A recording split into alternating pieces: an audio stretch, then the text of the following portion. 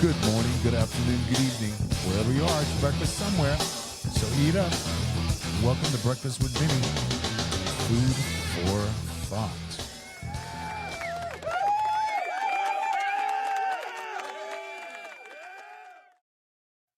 Easy does it, everybody. Wow, wow. These people get out of hand. Today, I have a very, very, very special guest once again.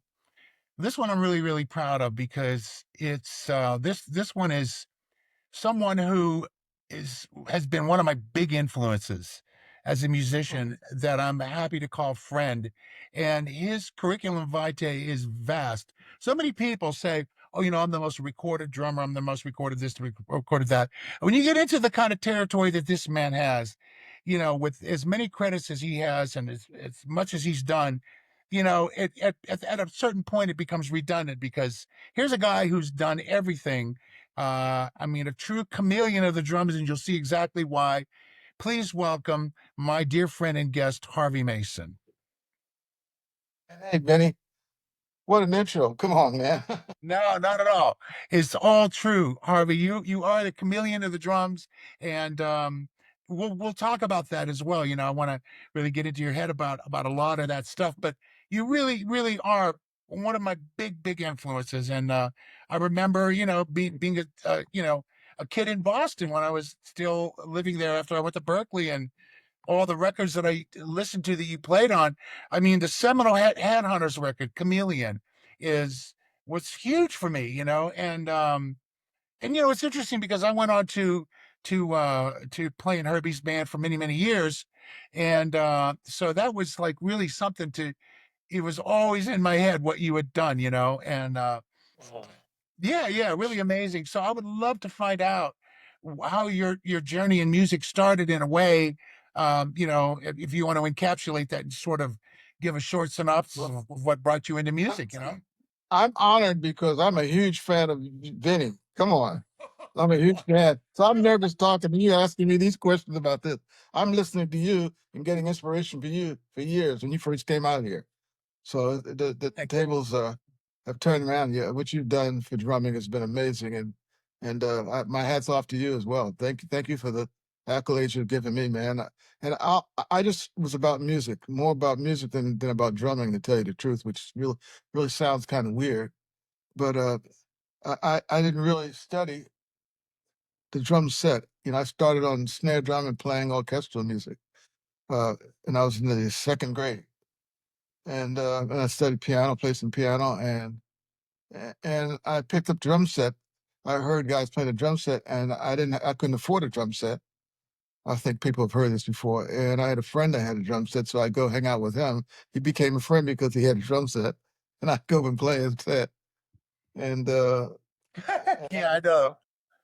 yeah, so I was born music all in the house, and I was crawling around playing on pots and pans. And my father, who was an absentee dad, had played in the army band, and there's a picture of me when I was very young, I don't know, 6 or something, playing at a parade, and he had a drum, and I was kind of playing in Star Spangled Banner or something. And those are my early recollections of playing drums. But as far as the drum set, I never really had formal lessons. And I went to Berkeley hoping to study with Alan Dawson, and he told me, listen, we're just going to play. Because he gave me Accents and Rebounds and another book to start. Right. I was playing that stuff. And then he said, oh, no, well, we're just going to play. And I was very disappointed, man. But I guess he knew what he Really? was doing. Yeah, yep. Wow, that's interesting. When he said that, what did he like? You just showed up at lessons and just you improvised, or how did that go?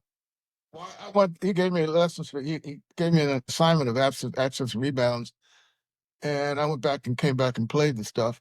And I think he saw that I could read and I could play. By the time, Benny, by the time I got to Berkeley, I've been playing and working in clubs and reading and everything. So I was really pretty prepared. I think that when I think back about it, I think that because I could play piano, and so he would play vibes, and I'd play drums, and then he played drums, and then I was supposed to play vibes, but I wasn't much of an improviser.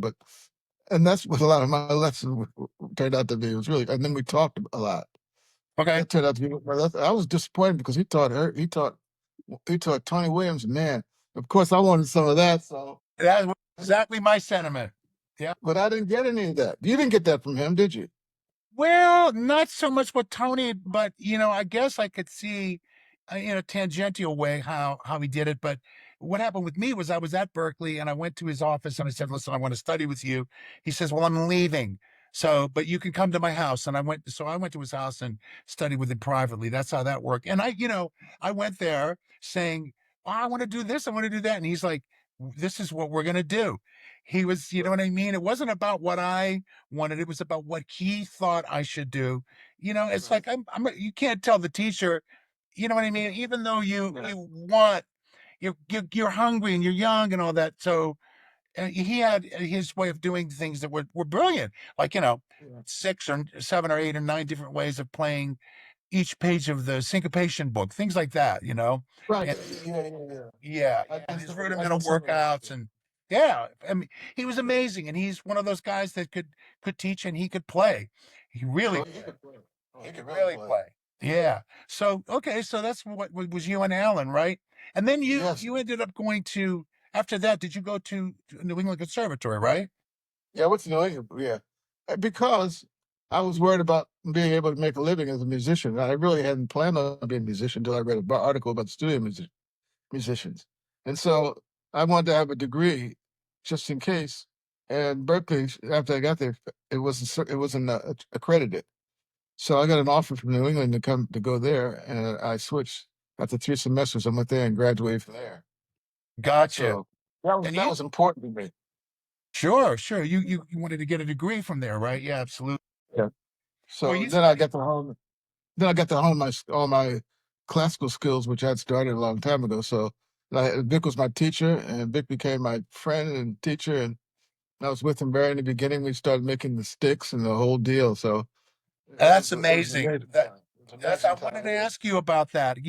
Vic Firth was your teacher, and you were on the ground floor of his whole stick making venture, right? He'd been making the classical sticks, but he was just starting to make the drum set sticks. So that's when I was there at that time. But he was making the classical sticks all along, all the timpani mallets and the different sticks. So he was just starting to make his drum set sticks. Well, he called them dance drums. Dance drum Wow, sets. that's something Yeah. from the old days. Yeah, Yes, from the old days. Yeah. yeah. Well, he was a real gentleman. He was, wasn't he? Yeah, Oh, he was so cool, man. He was the best for me. yeah. And Vinny, the thing I'm probably most proud of, and he was became my friend, mentor, everything. He always said that I was the hardest working student he ever had, and Really, that meant more to me than anything, because I felt like when absolutely. I went there, I felt like I was behind because I didn't really play mallets. So, but I had to play all the mallets and play all the repertoire and get ready for an audition. And I studied and practiced, practice, practice, practice, practice, practice, practice. So by the time I got to LA, I played pretty daggone good, and I'd done a lot of reading and sight reading and practicing. When I first came to LA, I didn't get hired as a drummer. I was fortunate to get hired as a percussionist. So No it kidding. was, yeah, oh yeah, yes, I yes, and didn't I know got to, that. I mean, so you were doing like movie dates and things like that, right? yes, yes, and I was working with and records. I was working with Hal Blaine and Frank Kemp and all these other guys were playing drums. And I was sitting in the percussion playing vibes or congas or something and shakers and watching how they were doing it. So for me, it was kind of a great thing to sit back there. And John Garen had heard me play in a club. He said, "Oh man, you're a triple threat," because he knew I played drums, so he was always calling me triple threat. And he was the guy that knew, said, "Well, but other than that, not too many people knew." That's amazing. And so were you doing motion pictures with people like Emil and Joe Percaro and Larry Bunker and all that? Absolutely, absolutely, Kane. Those absolutely. When I first came to town, I called Larry Bunker because I read about him, and he invited me to his house, and I talked about. It. I said, "Hey, man, how do I get into the studio thing?" He says, "I don't know. If you can play, it'll happen." I says, "Okay." He said, "All right, well, see you later." We Wow, that's became pretty tight. funny. Yeah, Yeah, yep. And that's what I was doing, man. And yeah. as a matter of fact, I was doing some dates on drums, but to some people that kind of knew, but that wasn't really the bulk of what I was doing. And as a matter of fact, uh, I was working with George Shearing, which I took that gig when I came in town. I did it for a year with his quintet, and we were playing at the Century Plaza Hotel, and a guy came back afterwards and said, "Man, I love the way you play. What's your background?" I told him. He said, "So you're percussion?" I said, "Oh yeah." He said, "Well, let me have your name and stuff." So shortly after that, I got a call to do the Lucille Ball show. So first thing I did was I played a rehearsal, a rehearsal for the show, and the next thing I know, I started getting called for the show, and that was it. And the guy that came was the music director for Lucille Ball show. So that got me into that, doing that stuff, and from that I met Sandy DeCrescent doing that. And then it's funny because Tommy Tedesco, you know Tommy Tedesco, he had Chuck DeMonico over there, and I was playing, and Mike Lang and all the guys, and Tommy said to Sandy, I said, "Hey Sandy, he's in." You know Great, the old great. deal. You know, like those they had that mafia thing, you know, with Vince DeRosa. Yeah, sure. And he said, "Yeah, he's in," pointing to me. And Yeah, that kind of, amazing. and then Sandy was calling me for everything. But you know what? And it was a really funny thing. And I've told the story, so I don't know if other people will be listening. But I was playing with Jerry Mulligan at Schiller's Manhole, and I was playing. I wasn't playing drums, man. I was playing the vibe chair, and which I felt like, man, wow, you know, I'm kind of out of place. I practiced all my solos and everything, so I had some stuff down.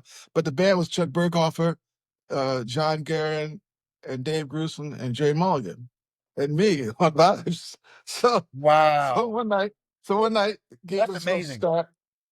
The gig was supposed to start, and there was no drummer.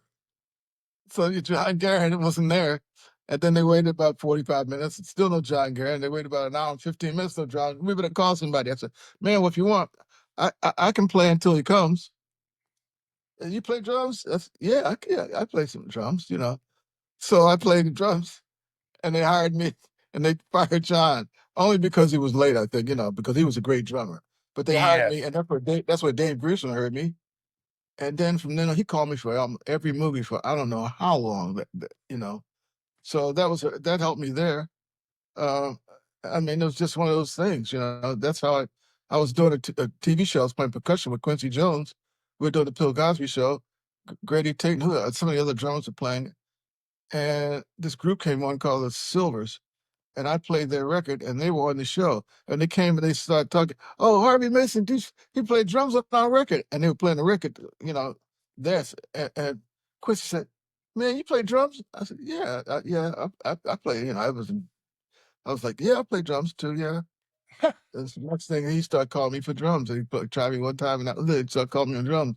But that's how stuff started to transition. I probably spent 3 years playing percussion, playing all that stuff.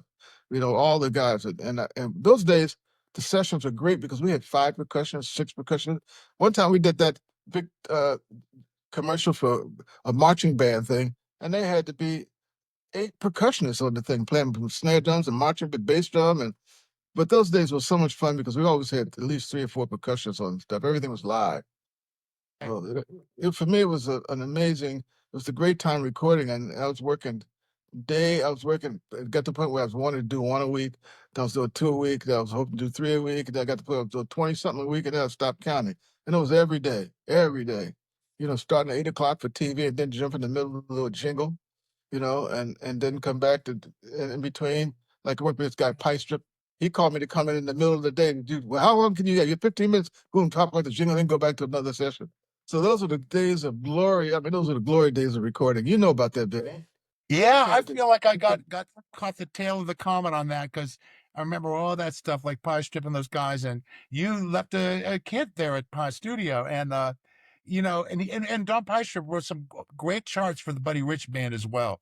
Oh Really, yeah. a great, but he was one of those guys that got come up with these jingles like that, and Every day. Every yeah, day he was working those days. He was yeah, great. yeah. And you're right, Harvey. It's like those days where it was the same for me, where it just built up to the point where I was doing 3 and 4 dates a day, you know, Yep. and TV, then a jingle, then a record date, and then something, another record date. I mean, it was crazy, you know. Yeah. I would always say, like, even the A team, the B team, the C team, the D team were turning down work, you know. Yeah, yeah. It It was was so fun. much fun, man. Wasn't it Yeah. fun? big time. And, you know, it was like a performance, top to bottom, you know, for me as well. I felt the same way that, I don't know, you know, you just had to, you were trained to sort of get it right in one pass, and which Right. meant that you had to engage these different kinds of skills, your skill set of your technical ability, your reading ability, your interpretive ability to There we come go. up with, Right you part. know, Right. quickly that you know is going to be documenting this thing forever. It wasn't like you Yeah. had 20 takes and 10 hours to figure it out. You had to figure it No. out now. Immediately, right. Yeah, That's where your instincts came in. And also, most people wrote bare parts. So sometimes they gave you a part or a piano part, and you had to be able to interpret immediately. You know, even on movie calls, they would write slashes a lot of times. You know, exactly. Very so you little, had right? to come up with the right stuff because they didn't really take time to write drum parts as intricately as they wanted. But then we could kind of create the parts, and they love all that stuff. So I mean, Yeah. it was just more about than just reading the parts.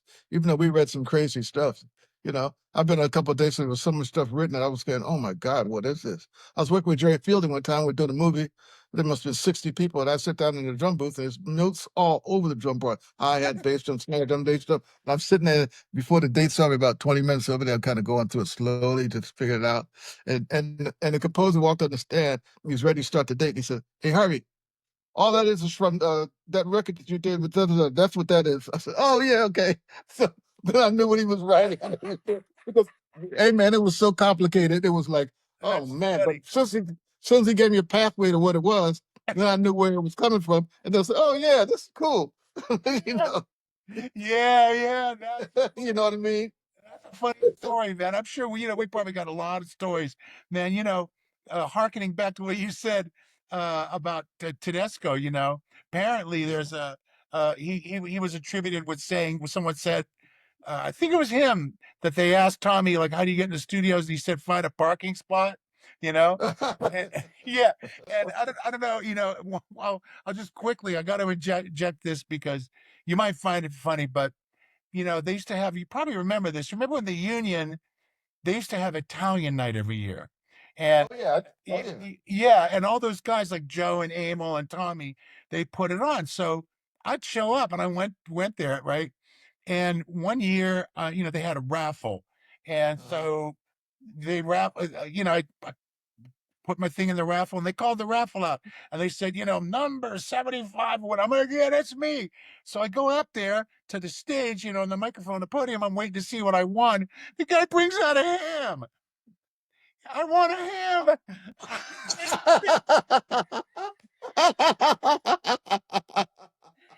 That's funny. Like a leg of prosciutto, you know what I mean? Like, Yeah. boom. I mean, it was right out of like Italy. I mean, these guys really had it down to a, and I was all proud, you know, like, hey, Right.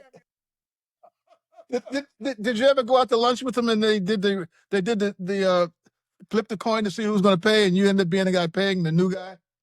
no, no, no, Oh no, yeah, they did no, that. I They had the didn't scam see where that one. they talked they flipped the coin, but you were the guy who was paid a couple of times. Like, oh wait a minute. That's yeah. Oh man. Well, so your first, what you would call major record date that you actually was on as a drummer when you started your journey as a drummer. What do you recall that? Of course you do. No, I don't. Done so Um, many, right? But out, let's out, say, out in L.A. yeah. I don't know. It's probably with the well. When I got here, I was playing in a club, and a guy came in and heard me play, and he asked me to go to Nashville with him and play. And I worked. I went to Nashville, and Isaac Hayes meets us at the airport, and so then I'm at that studio, and I end up working with Jay Butler and Friends and Distinctions and people like that on this session. So I don't know what the first said, but it Sure. might have been the Silvers. His name was Jerry Peters, and I might have Yeah. done the Silvers. Silvers. I might have done that. Might have been one of the first dates in L.A. But I did a lot of dates in Boston. I worked at Triple A, and then there was a studio out in Dorchester, and I worked out there. And then there was one downtown, really close to the Sugar Shack, in that little alley up in there upstairs. So when I was there, I was doing sessions in Boston too. Yeah, I Wow. was. Yeah. Yes, I But was. yeah, really? But Yeah. you came up to Right. LA, so okay, well then, but then because I mean, we were listening to you on all kinds of stuff, man. It was like really amazing. Just, I mean, I just remember back in those days, like, us kids, we wanted to, we were exposed to everything. It was a really magical time. There was so much music coming from every direction, and we were eating it all up. And what we started noticing was that there were a lot of great players that were on these records that we were listening to, that we would keep hearing on the records, like these CTI records, would hear a lot Mhm. of the same people, like even like Billy Cobham was doing these sessions, right? And they would Mhm. hear Gad, would hear Steve, and would hear you. And so Yeah. you were part of that whole gang that influenced us. Right. And Yeah. like hearing you on like these seminal recordings, like, okay, everybody knows Headhunters, Chameleon. I mean, that was like ground. And then the Brecker Brothers, some skunk funk. You Yeah. Yeah. know, Yeah. Yeah. I mean, all those were really seminal, groundbreaking records that were definitive in that whole, you know, I don't know what you want to call it, jazz fusion but it's Right. just great music. And Yeah. its originality, I think, really sort of it kind of mocks calling it anything like that, because this was before labels were attached to all these things. And if you look at like the Headhunters, for example, you see those kind of influences. Herbie had versus the Brecker Brothers versus other people, and they were all bringing their own kind of influences into it. But you were a part of all of that, and to just be able to kind of do that, I mean, that's, I don't know how you got thrust into that, but like, how much of how did you sort of become transparent, but at the same time have your own mark where, it was like definitively Harvey's thing? You know what I mean? That's a You tough know. question to ask, because people ask me that too all the time. And Yeah. it may sound a little weird, but Yeah. No, I understand where you're coming from, and I've analyzed it. Coming up, I played in a real disciplined drum and bugle corps. We played all the rudiments. We had to stick the same. The sticks had to come to the same height. I was in. It's like DCI, Drum Corps International. The same kind of thing. I did that for a couple of years when I was in high school. I played in a big band. I played bar mitzvahs. I played strip shows. I played in an R&B band. I mean, and then I played in the best jazz club around there, and I got to play with all these and hear all these different guys, and guys would say, well, try this, try that. So by the time I went to school, I was so totally versed. And you know what? It's funny. The very first night in Boston, I'm staying in the dorm, and the phone rang, and somebody said, somebody needs a drummer. And I jumped over the chair and got to the phone and went out to get a gig. To my very first night in Boston. It was in the combat zone, and one of the teachers was on the gig. His name was uh, James Progress, I think was the name, but he was playing piano on the gig. And so, and when I was there, I ended up working and right from the very beginning, man. But I played in all kinds of bands. I played in a Latin band with Don Elias. We played the Cave, and all the dancers would come down there and play every night. So I got a sure. good handle of that, and there was some Brazilian people there. So I got to play with Jan Hammer and George Mraz, and Miroslav Vitos was my roommate. I mean, You're and kidding. Mo and John Abercrombie was there, and Ernie Watts. I had a band with Ernie Watts and Jan and Mraz. I mean, so it, it was just a hotbed of all different kinds of music, and I played all kinds of music. I loved everything. It didn't matter to me. Last time we got to LA, the same thing. I was just happy to be playing music, and I didn't even think about money, because people said, "Well, why do you go on the road?" Because I was living my dream. That's something I read about and dreamed about, and I was living it. And that's what I wanted to do more than anything. It had nothing to do with money. I probably could have made a lot, maybe I've made a lot of money on the road at the time, but I didn't think about that. I was living my world, and to be able to accepted by the greatest musicians that I thought in the world, guys who could play anything. That you know what that's like. All those guys that are incredible and could have done anything, were great players that could play jazz, that could play anything, and they accept you in that fraternity. That to Right. me meant so much, man. That meant so much because that was the top of the food chain as far as I was concerned. That was the Yeah. top. Those Yeah. guys played orchestras, they played anything. So Yeah. that was my life, and that's what I loved, and I miss it today. Yeah, even I miss today. But not doing it as much I'm not sure as much as I'm prepared to do it now, because then I was totally 100% prepared. When I came out of school, I could read anything. I was playing all the odd time, the signatures and everything. Nothing. I wasn't afraid of anything. But now, when I think about it, it was amazing. And I think about, man, how did I get through all this stuff? I saved a lot of parts, and I'm looking at, go back and look at some of them sometimes. And say, I don't know how I did some of these things. You know, Yeah, crazy. I guess if you are away from it for a while, you can look at it and go, "Gee whiz!" But when you're in it, you're in it. It's Yeah. Oh yeah. Oh exactly. yeah. Yeah, same. I was really into it, and when you love it, it's all process. You're not even thinking about all that stuff. And I respect the fact that you said that, Harvey, about living your dream and wanting to do recordings, because that's actually shaped a lot of our, us kids. We had that same dream because we saw that guys like you uh could play all this different kinds of music, and we loved all those different kinds of music. So we wanted to be like you. We Right. wanted to do that too, because we saw it could be done and we respected it. And what, like, the things that you were playing were like, wow, we got all excited because it was so cool and so hip sounding, and you know what I mean? And you could apply it to all that stuff. And the music was so great. And, Yeah. for me too, I was like, I wanted to be heard. I didn't want to be seen. I didn't care about being seen. Same Yeah. thing. Right. Yeah. I Right. want to play music, Right. not the Me the music. same way. I didn't care about the notoriety. I didn't care about that. I really didn't. As a matter of fact, I tried to play as economically as I could, so I wasn't all up in here like that. When I went out, I kind of put my cymbals up real high, but most of the time I was playing, I had everything where I could get to things easily and quickly and economically without, you know.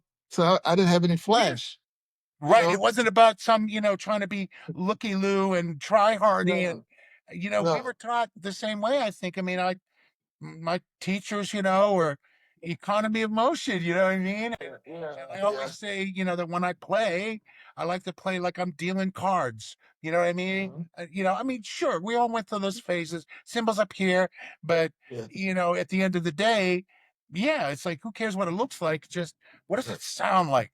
But it right. seems like there's been a shift now to, what does it look like? And a lot of people will argue that and say, no, it's also what it looks like, not just what it looks Uh, like. And I'm like, okay, whatever. But yeah. I think live.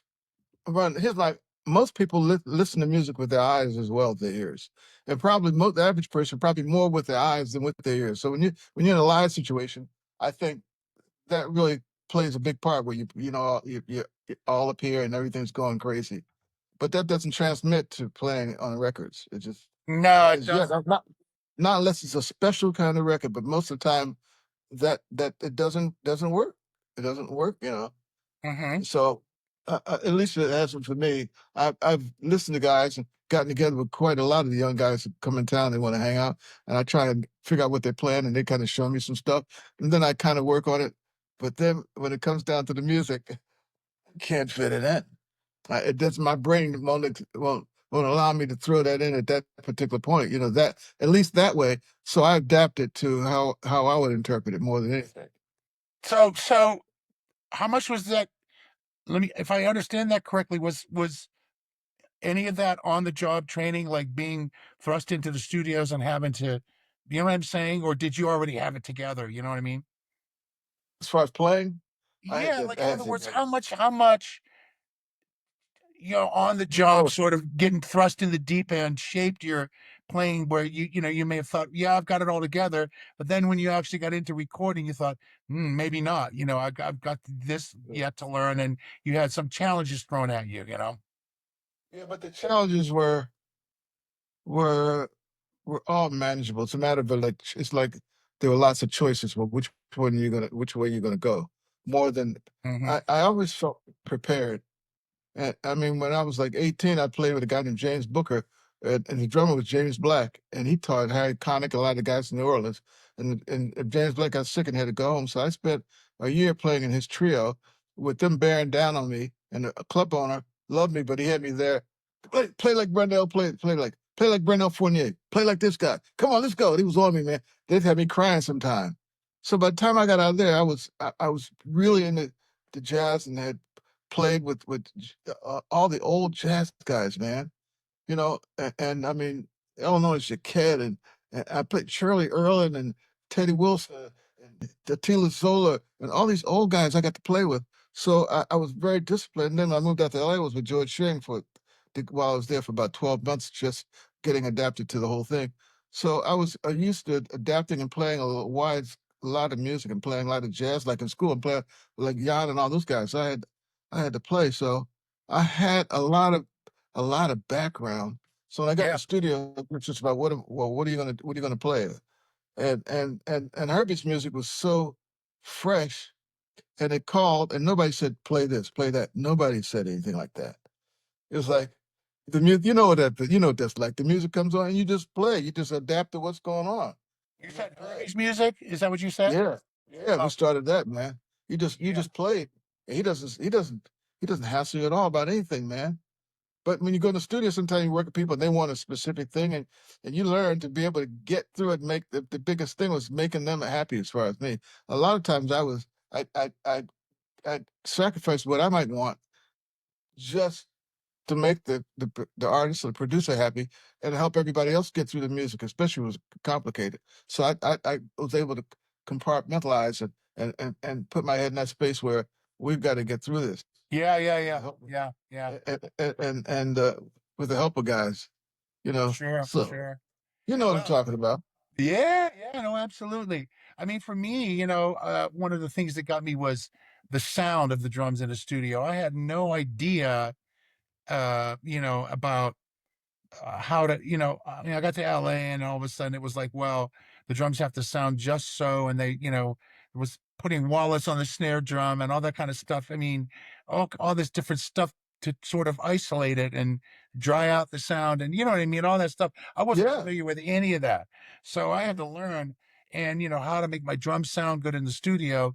And, that was a big learning curve for me, and I got thrust into deep end on that one, but and then clicks were kind of like, well, okay, I was used to practicing with a metronome, so I didn't really, doesn't I bother just me. really no, but the difference was that I wasn't the only one playing with the click now. Now I'm Right, playing with a rhythm section playing with the click. So yeah, I could stay with it, but what happens if one or the other people start rushing?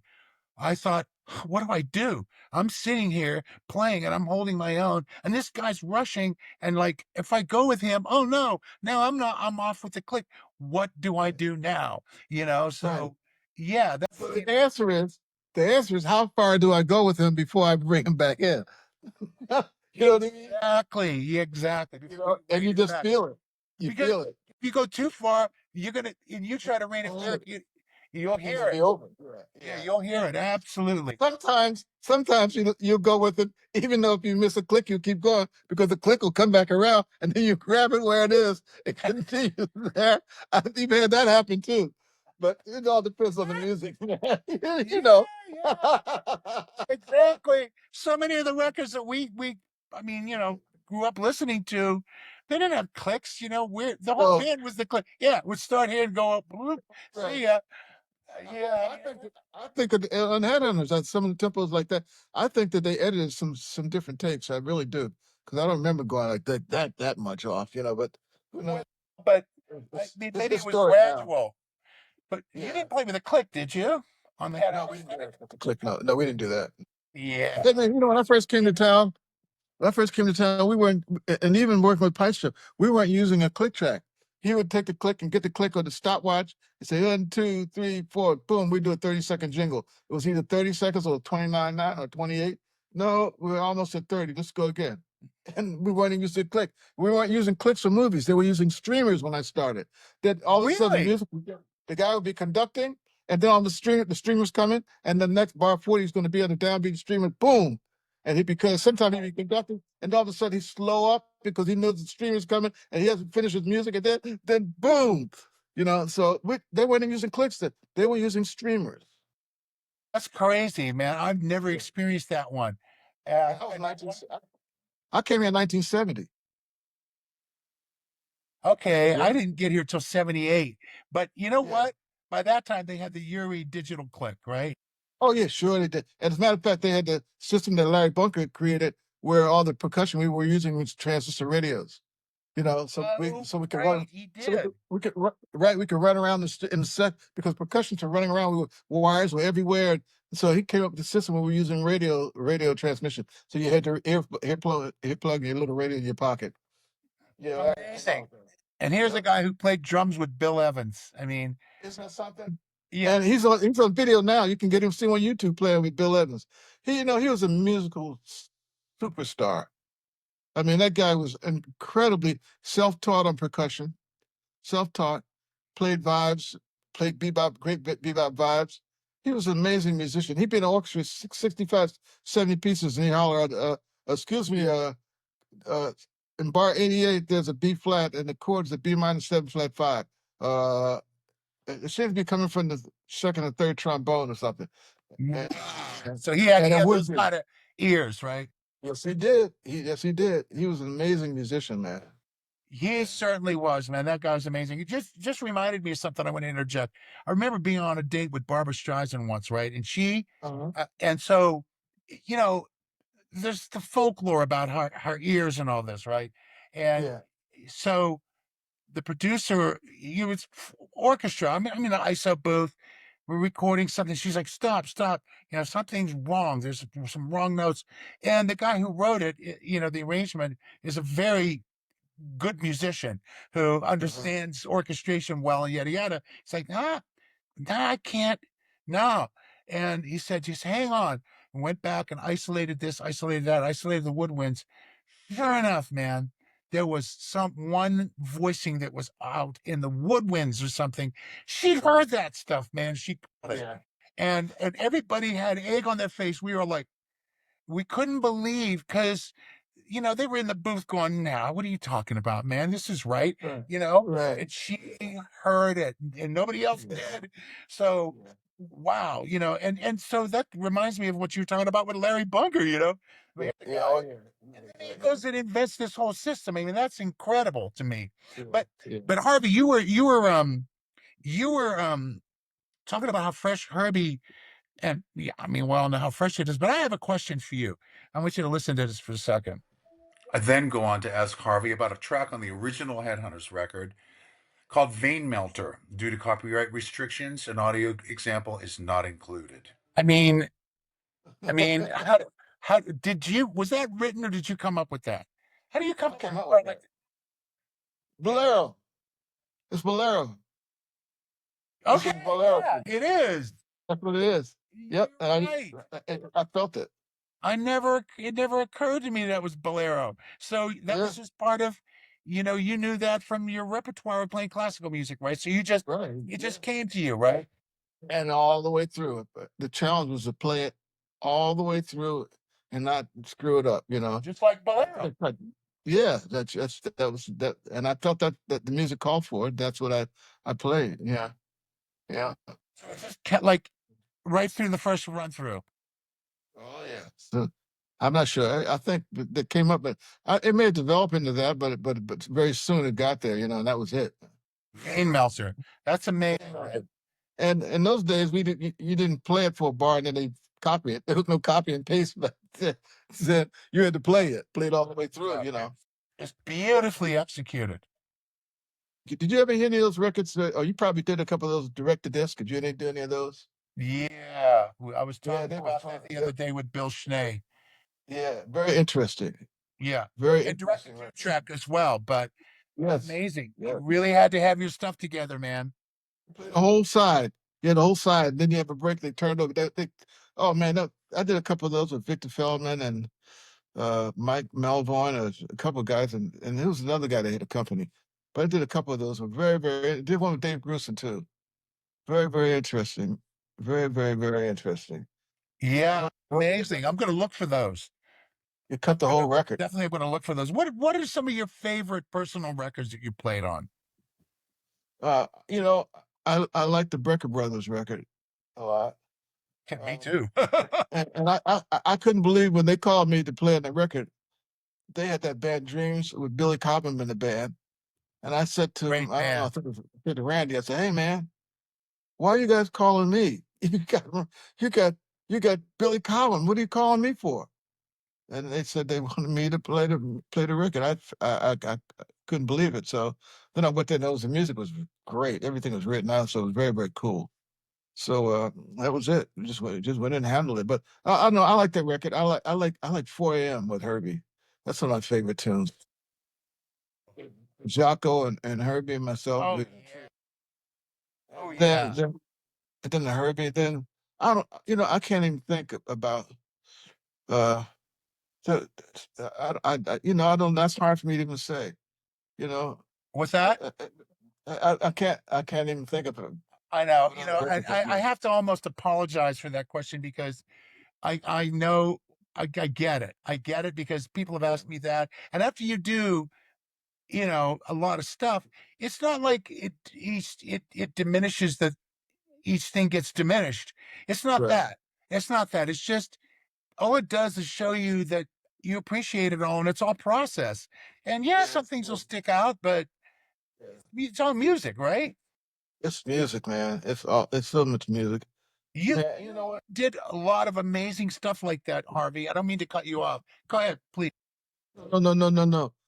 It's so much fun talking to you because I know you relate to all this stuff, and you went through it the same way. When you were talking about tuning the drums when I first moved in town, I'd had some experience, but when I got here, I got to work with Hal Blaine right away. He had all those 8 drums made by a guy named Alan Blamar. So I had 6 toms made with no heads on the bottom, the clear things, mocking his stuff. And I saw how he tuned his drums. So I had my drums tuned right, so they sounded right. So I went through that, but I hated playing those drums because they had no bounce. They were duh, duh, duh, duh, duh, duh, duh. But I was so happy when I played live because the stuff was alive. So then pretty soon we stopped Yeah. changing the drums. But I saw how he had it set. And did you have set 1, 2, or 3? I had 4 sets. Set 1, set 2, set 3, set 4, and I just had them at different places. You know. Yeah. Sometimes, because back in those days, a lot of us were doing so many dates. I remember Right. I had drums all over town, and I ran Right. out of them. Where I think one day I did 4 or 5 dates, and I was going home, and I had done I think 4 dates that day, and so Uh-huh. the drums hadn't got picked up yet. And at Uh-huh. the last minute, I remember driving home, and it was in the early days of cell phones where you had these huge cell phones, remember? Oh yeah. Oh yeah. Yeah, they look like shoes or something, right? Yeah. Yeah. So I had this cell phone and the phone's ringing. I'm pulling around the corner to my house. I'd been working since 8 or 9 that morning. It's 9 o'clock. The phone rings and I'm literally, 200 feet from my house on my street. And I'm like, hello? Hey, Vinny. Yeah. Who's this? It's Bobby. It was Bobby Womack. He goes, Oh right. Oh yeah. I got a session for you. I said, when? He goes, now. Now. Now. So it was at a place called Stagg Street, which was actually I know convenient. what that is. It's It in the was valley here. yeah, right. It was close to where I lived. So I called the Carters and I called for a session. He had to bring one of his kits over there. And yeah. And so I went over there like after 9 o'clock, and this went on till the wee hours, you know. Oh, So yeah, I ran out of drums. So I know what that's like, I, we both had those calls late at night. Who's the guy that used to work? Ike and Tina. I got a call to go over there like 1:30 in the morning or something. And I got a call to do Marvin Gaye sometimes, some ridiculous hour in the morning. So it's like, yeah, you get those crazy calls, but you know what was going on with that. Yeah, absolutely. Yeah. Yeah. We'll leave that one. We'll leave that alone, man. That is amazing. Yeah, those, we can call that the bad old days. I mean, it was crazy. I mean, I'm sure we have stories like that, but in terms of that session, at about, I don't know what time it was. It was 3, 4. Finally, I just left because Had to leave. Yeah. it turned into a party. And, I remember that the bass player on that session was a guy called David Shields. And hey, Yeah. David? Okay, Yeah. I so know. yes, the first time that I met Herbie Hancock, I went to Herbie's house because I got his phone number because I'd heard that my friend Neil was over there because Herbie was auditioning bass players. So Uh, I called the number. Herbie picked up. I said, hi, I'm a friend of Neil's. I heard he's over there. He goes, well, he just left. But he goes, what do you play? I said, I play the drums. He goes, come on over. I'm going to audition some more bass players. I need a drummer.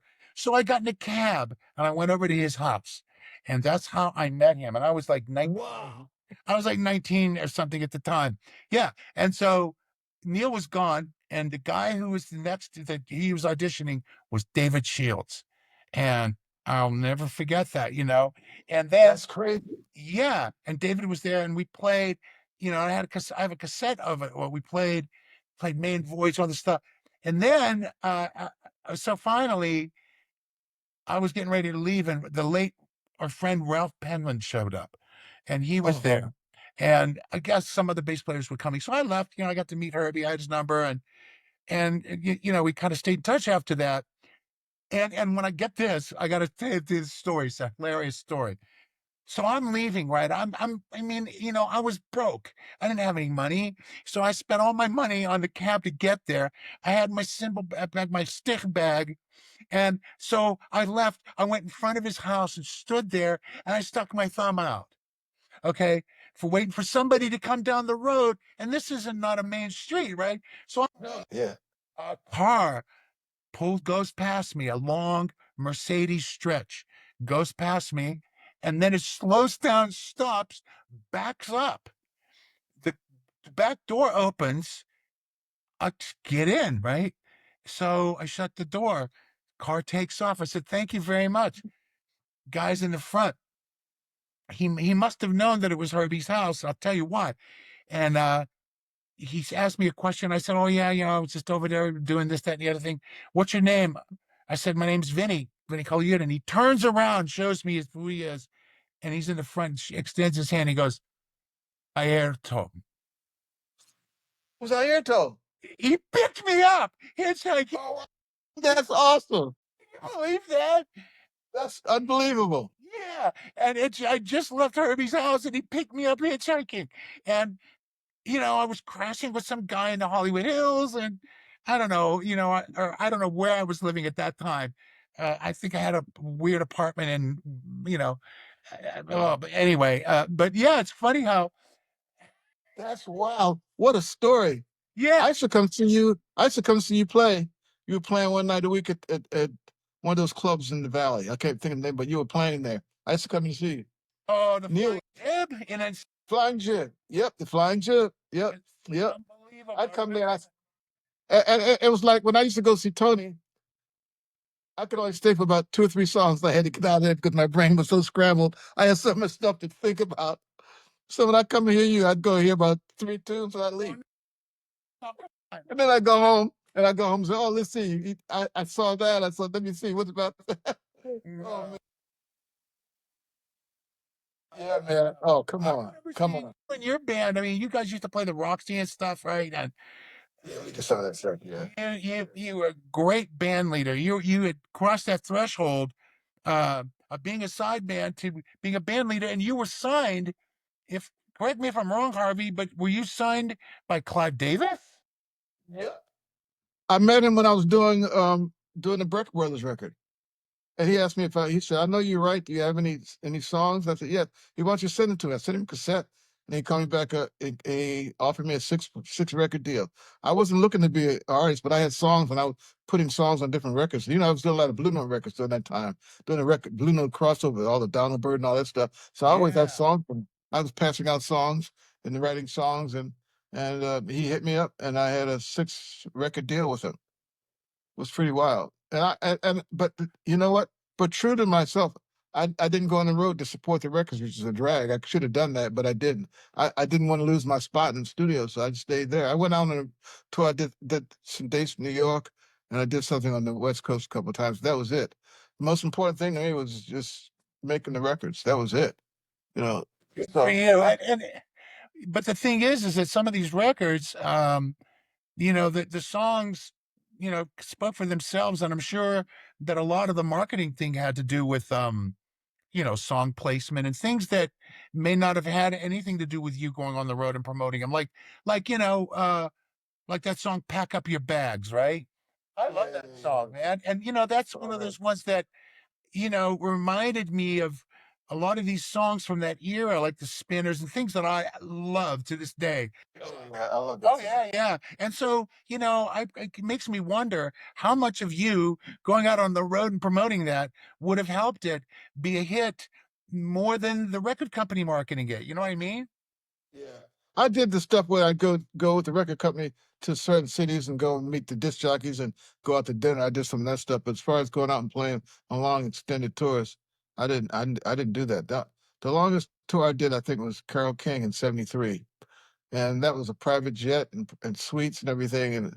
And that was a great tour. I remember doing that. Uh, Other mhm. than that, I turned down a lot of tours, man. I just didn't I love making the records, but I did wouldn't really do it, you know. Hmm. You said Clive had heard that you had wrote songs, and so you were you always writing songs or?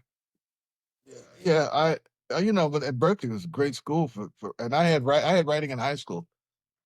We had theory classes in high school, so by the time I went there, I was pretty well versed in. So yeah, writing was something that was important to me.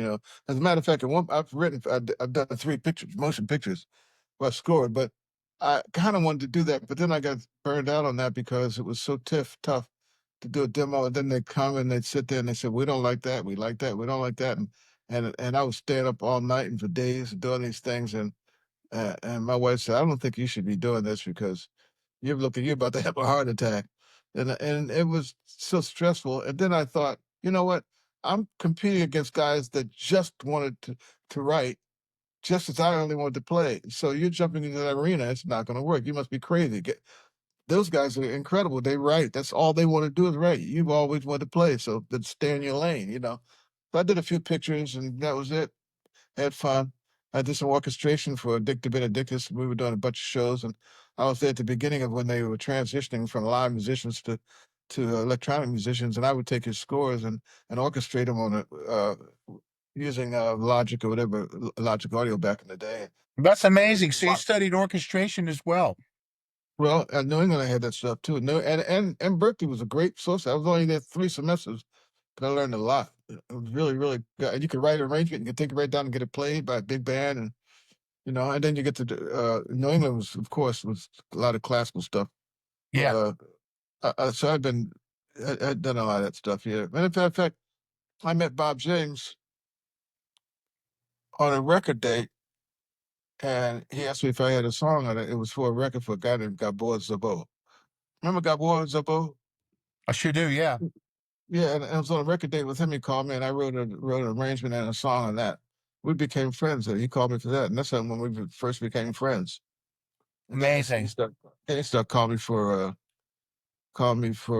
CTI, and so that's how I met him. So I was always writing some and trying to get that. I got a pretty nice little catalog. A lot of stuff gets sampled now. Yeah. Oh, that's good. It I gets mean, sampled. yeah. I mean, it's You're right. good in a way where, you'll make money, I guess, and, I'm not going to put a value judgment on it, either way, but it is what it is. But that's great. You've got it all covered. I mean, you're always interested, and I know what you're saying, Harvey, about people who just want to write for scores and do that kind of stuff, and it is stressful, and it's like. Besides the whole stay in your lane concept, it's sort of like, well, is this the kind of writing I want to do? Do I have the temperament for it? Am I willing to really hang in there to put up with all this stuff. Whereas if you really want to play primarily, you'll put up whatever you have to put up with to get where you want to go. I think, Mhm. yeah, Yeah. Yeah, yeah, well, it's funny because I was there during the time when the electronic that yeah, craze happened, and Herbie let me take his Len drum, the first one. It's used. I used to take that on sessions, and I got to the point where I had a whole big rig, 2 towers, man. Renting that out every day, and I was going and programming on the spot and everything. It got so stressful that I was doing more programming, I wasn't playing a lot of stuff, so yeah. I shut it down. I just said, you know what, that's not really what I signed up to do. and I shut it Yeah. down because I'd go home and I get stressed. I'd be on a date when the guy's getting ready to go. He says, "All right, let's take out bar 62, make 82 a 3/4 bar. Okay, here we go. 2, 3, 4. Wait a minute, wait a minute, wait a minute, wait a minute, wait a minute, wait a minute. You can't do that. I can't. You can't change it that fast. You know." And so it was just so Then much you couldn't. Back pressure. then it was a huge problem. It was so much pressure, and then you had the click machine was going in, the Dr. Click, and if there was any kind of noise that leaked in the phones, the thing would stop, the machine would stop. Oh man, it was so much pressure. And you know, you got an orchestral date, man, and I couldn't handle it. I mean, I did it for a long time. I remember when And everybody had racks, man, going into these yeah, dates. Everybody, and then they charge rental for them. That was like yeah, a big I thing. It said was like, it was lucrative. It was yeah, lucrative too, you oh yeah, know. we're gonna rent the rack, So, But but no, I finally gave it up. You know, yeah, it I was too finally hard gave to it make up. those changes. I remember, and and even back then, having all these different samplers and the rudimentary computers and all the problems that were involved with it, and it cost a fortune. And now they're boat anchors. You could do it in a box, but and I would wonder how these guys that were just doing sample based music, because I had all the Akai samplers and I was real good at it. Right. I used all that Yeah. stuff on my own record, and I'm thinking, how can they? How do they want to deal with this tedium? I couldn't understand it. I think, why would you want to do that? And then these famous DJs, and they putting their sample libraries out. And I'm thinking, man, you sit there all day and do this, and really, is this how you come up with stuff? Man, my hat's off to you. I can understand now because it's. I mean, software can be complex, but it's easier in a way because it's more self-contained. You know what I mean? You could do it in the Oh, box, but back then I couldn't understand how anybody would want to go through that. It's like, no, it was painful, very painful, very yeah. painful, man. It So, was very painful. yeah, big time. So, Harvey, Oh, love. And you're a wonderful composer too. I've heard some of your stuff, man. Really, very, very cool, man. And thank great you, record, Harvey. great Thank you. records, Thank man. you. Thank you so Absolutely. much. As I said, I'm a huge fan, man. Oh man, come on! I'm gonna blush, and I That's thank you. okay. Thank you. You should hear that and know that there's a lot of people that are huge fans of you, man. You've done a lot for drumming, man. Thank you, sir. Thank you. If I wouldn't be, I could tell this to Gad and everybody else too. I'll tell you the same thing. If it wasn't for you guys, I wouldn't be playing. You know, uh, because that's just the way it is. It's just the Yeah. way it is. And But you're really glad as though you were blessed. You know what I mean? You have a God given talent along with that too, man. oh, You thank know, you, Harvey. you Oh, know, so knee jerk question. What's your just knee jerk on drum solos? uh, I used to want to avoid them as much as but Why? well, because I didn't feel no, but I would always have to be motivated by the music rather than thinking rudimentally or thinking about that. So what I'm trying when I hear, I'm motivated by music, and most of my solos earlier I always had some kind of a vamp or some stuff happening behind me because I would play off of that. But in the old days, I would just sit down and just play, and the drum sounds like that I'm trying to make some music out of it, rather than playing licks. And then I started practicing different things, and then I would find them coming into where I'm soloing and everything. But I was always trying to be. Mhm. I was inspired by music all the time. So I Yeah. try and use that as my inspiration for solo rather than playing things that I might practice. I use practice and calisthenics and rudiments and things like that to try and get my chops to a point where I can, what I can play whatever I hear coming into my head. That's what I would do. I'd never practice a solo per se. I just Hmm. practice getting my hands and head to the point where things transmits comes fast. And the more you do it, things just happen. And that was always my idea of playing solos. So Hmm. and just being interpretive, so Sure. the way Tony would play, back in those days, and those solos are just kind of, Yeah. and that's what I came out of that whole thing. That Tony Yeah. and Yeah. Roy Haynes. One of my favorite drummers when I was a kid was a guy named Art Taylor. I don't know if you ever heard of Art Taylor. Of course. Oh, yeah. Yeah. So that was the guy I was listening to at the beginning, and he was playing with Economy, but he swung and he was on a lot of records, and I understand because he played the right thing all the time. He played with Train and everybody. Art Taylor. I met him a long time ago in Europe, but so Yeah, Frank. I remember Frankie Darrell. Yeah, I remember him. He was, yep, I remember. Yep. I mean, you know, these But guys like him, I mean, playing with phrases and playing over the form, you know, yeah, and Max Roach really uh took that to the forefront as well, you know. I mean, playing yeah, phrases and playing over form, and these are the guys that you were listening to. So it makes perfect sense versus yeah. guys who just get out there and just, you know, Blow you it know, out on the there. one hand, I think just throwing my own 1 cent in here is that I have great admiration for people who just sit down and play the drums, Yeah. you know, to play open solo. That's all well and good, but at the same time, you can kind of call your own shots, and as much as you can showcase what you're able to do to sustain that, uh, and I'm probably going to catch some heat for this. You can also hide your deficiencies. So Uh-huh. when you have to now suddenly play over a form, and if I Uh-huh. tell you to play a specific thing and it's, you know, really tough, like here's the form and it's 64 beats per minute, go. You know, it's then now you're in a different ball field. You know what I mean? Uh-huh. It's Yeah. yeah. You know what I mean? So it's like, and I feel you on that. I echo your sentiment, you know. So yeah, you know, I get that, you know, listening to those Yeah. guys, but yeah, like, Buddy Rich. I love Buddy Rich and but Billy Cobham and all the kinds of just awesome, man, you know? yeah, yeah, Awesome. I really. kind of hung out with Buddy Rich. I kind of hung out with Buddy, man. Did you? What was that like? Yeah. Yeah, it was very, very cool, man. He came to a concert I did at Carnegie Hall with Jerry Mulligan and Chet Baker. We did a double record there, and he was there that night.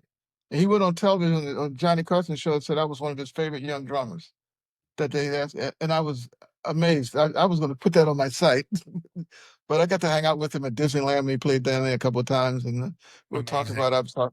I told him I wanted to produce him. You know, he was cool. He was very cool. You know, Yeah. a You know, player. You hung out with him, didn't you? well, oh, he was a complete freak of a player, amazing, one of a kind. Well, no, I went Yes. into his dressing room backstage at Disneyland once, and Mhm. the vibe was so thick you could cut it with a knife. So I basically stayed against the wall and didn't say a word. I was Uh-huh. petrified. I was petrified because it was like it was a thick vibe.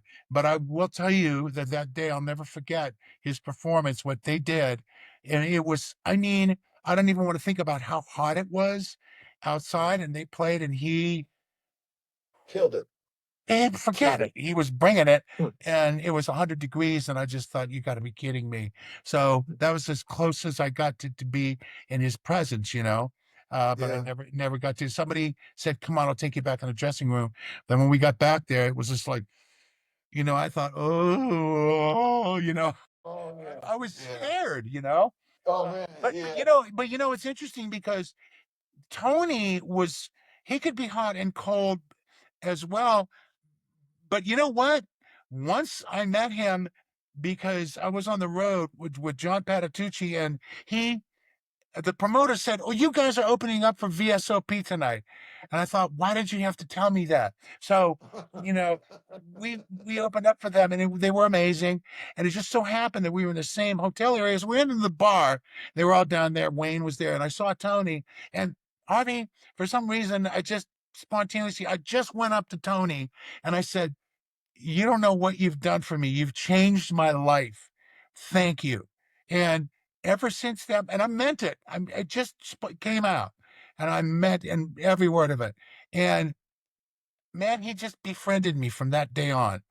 It Uh-huh. just everything changed between him and I. He would call me on the phone, and he was wonderful. You know, I heard that. Yeah, I heard that. I heard that you guys had that kind of relationship. yeah. You know, I just think that I can understand. You know how maybe he could be guarded at times. You know, and people always want to get, you know, in your head and under your skin, and you know what I mean. And but Yeah.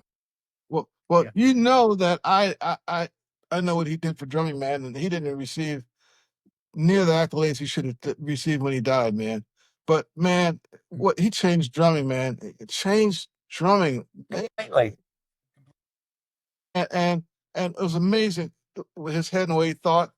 And I am I again told him how much I respected him and how much he meant to me, and I listened to him, and blah blah. I told him all that stuff, and I was working with Ron a lot, and I'd say, but he never really let me in. He was always kind of guarded and kind of standoffish and everything. And then I say, Ron, Tony just treats me like shit. He doesn't even talk to me, man. He said, no, man, he respects you. He really does respect you. No, we've talked about it. I said, really? No, he doesn't.